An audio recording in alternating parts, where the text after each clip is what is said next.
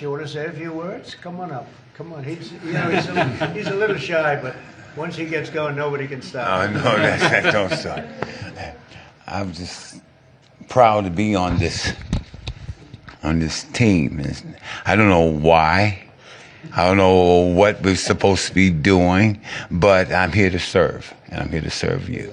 Okay, so I'm going to do the best I can for as long as I can. Thank you very much. Nobody like him. Come on, young superstar. When I first came across this video on Threads, I said to myself, what the hell am I looking and listening to? So in case y'all don't know what's going on, and I'm still trying to figure it out myself, thank God I have this article as a reference. Apparently there was a meeting of some type at the White House recently, and Lawrence Taylor, former NFL player Lawrence Taylor happened to be there. I guess he was a guest of Donald Trump, but there was a reason why he was there. Apparently Donald Trump is supposed to be starting some kind of fitness program or something of the like. Like I said, I'm gonna go into it when I get to the article.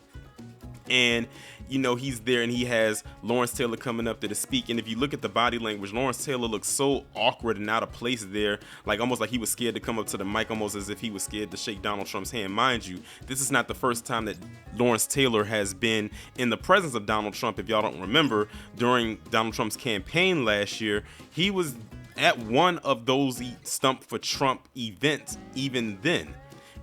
But now it's like, I don't know what it's almost like he's in shell shock of some sort. But what really made this awkward was when he got up to the mic after Donald Trump had to raise it because it was too low, is when he said, "I'm glad to be here, even though I don't know why I'm here." And I'm sitting there saying to myself, you don't know why you're there? You mean to tell me you got invited to someplace and you don't know why you're there? I don't know what the hell is going on with Lawrence Taylor, but when people got wind of this video, the sleuths were on it. Because in case y'all are unaware, Lawrence Taylor has a very checkered past, and that's putting it very tame-like. He has a very interesting and dark past, and we're gonna go into it a little bit more once we go through this article, because I skimmed through it already, and it actually goes into it a little bit. It said President Donald Trump inviting former New York Giants linebacker Lawrence Taylor, a registered sex offender, so they coming out the gate swinging, to the White House on Thursday has garnered controversy. Newsweek has contacted the White House for comment via an email sent outside regular business hours. Taylor has appeared on stage with Trump at campaign rallies in the past, but his attendance at the White House on Thursday comes as Trump faces increasing pressure over his ties to Jeffrey Epstein, a convicted sex offender who authorities say died by taking his own life in a federal jail cell in 2019 while awaiting trial on sex trafficking charges. The president is facing an outcry over his administration's refusal to release additional records related to Epstein despite earlier promises of transparency. He has tried to deflect questions about the case, expressing annoyance that people are still talking about it, even as some of his allies continue to promote conspiracy theories about it. Before I go any further, there was one other thing in there that Lawrence Taylor said that made it very awkward too, and it was the last thing he said before he walked away from that podium. When he said, "I am here," he said, "I don't know why I'm here, but I'm here to serve. I'm here to serve you." Spoken like a true butler, which is exactly what he looked and sounded like standing up there. Trump told reporters this week that Epstein, quote, stole Virginia Giuffre, one of Epstein's most well-known accusers, from his Mar-a-Lago club, where she worked in the summer of 2000 when she was 16.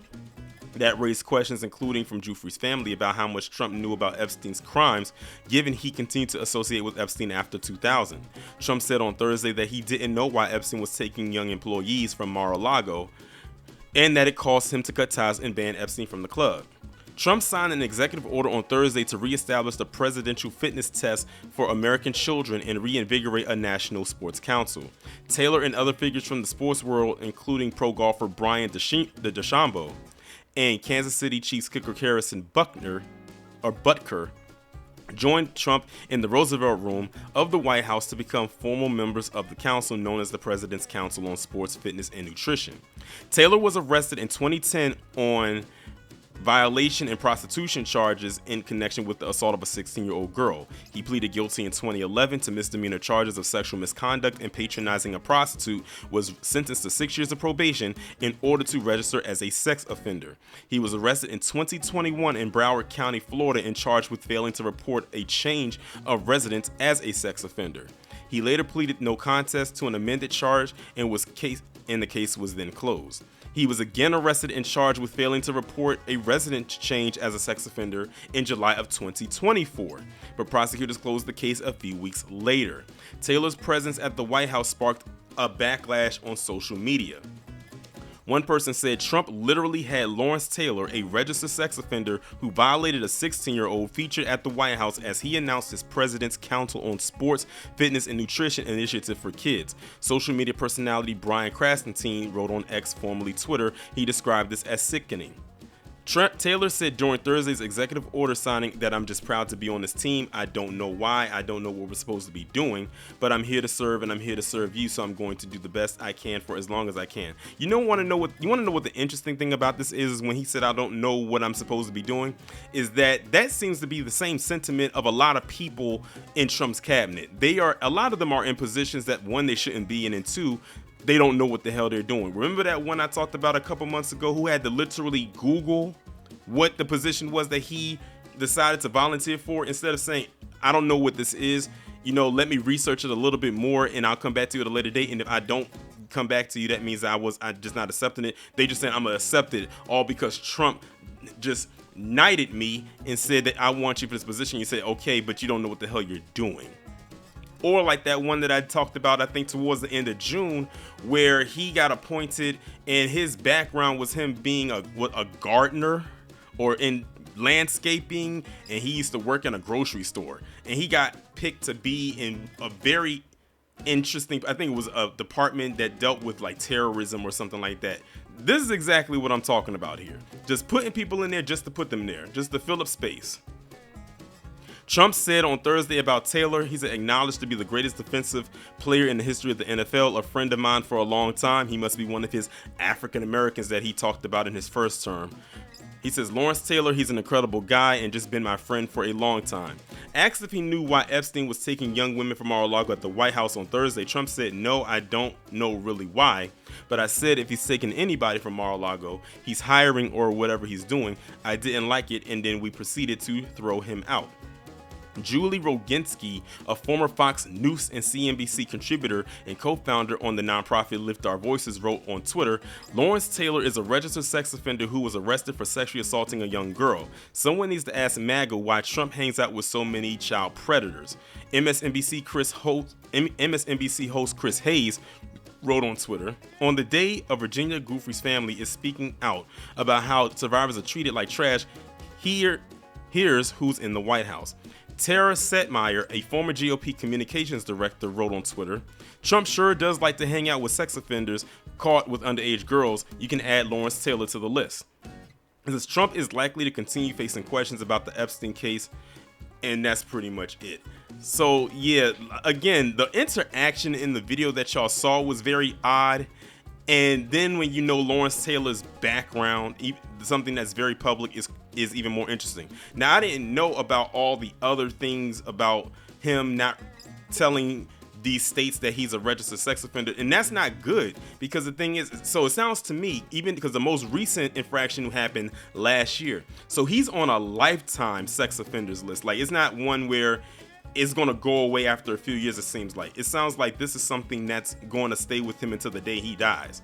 And the scary part about it is in it says, if you have a change of, I'm just paraphrasing, if you have a change of residence, you have to let them know that you are a registered sex offender.